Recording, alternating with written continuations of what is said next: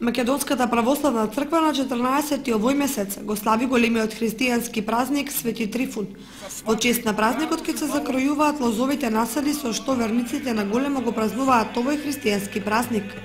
Во црковниот храм Свети Великомаченик Ѓорги на тој ден во утринските часови ќе се одржи божествена литургија со почеток од 7 часот. Според житието, Свети Трифун е роден во Фригија. Ке православните христијани е познат како Трифун пијаница. Според народните обичаи и верувања, тој бил заштитник на градинарите и лозарите.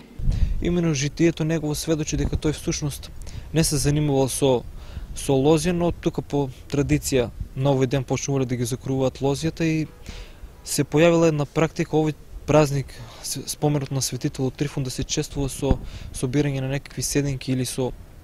пиење и конзумирање на алкохол и на вино, но тоа треба да ни е јасно дека црквата на нито едно место не препорачува и не пропишува, значи празнување на било каков празник да биде славен на ваков начин со опивање. Тоа е сосем погрешно и многу луѓе погрешно мислејќи дека му угодуваат на Бога и на светителот, а го слават овој празник токму со конзумирање, со буквално со пивање и со опивање.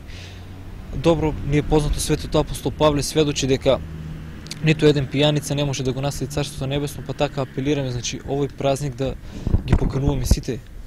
верници да дојдат на света божествена литургија. Кај нас на истиот ден некои го слават и Свети Валентин, денот на влюбените. Помислувањето на овој ден е направено од страна на католичката црква се со цел да се искорени еден душепоговен обичај кој што го славеле римјаните во чест на така наречените празници посветени на волкот, бидејќи според легендата први жители на Рим се Ромул и Рем, кои што биле одгледани од волчица, па така за да се искорени еден обичај кој во интерес на времето нема да го образложиме, бидејќи ќе ни потребно многу време, е преместена датата и Светиот Валентин во католичката црква се слави на овој ден, додека кај нас православните овој празник се чествува на 12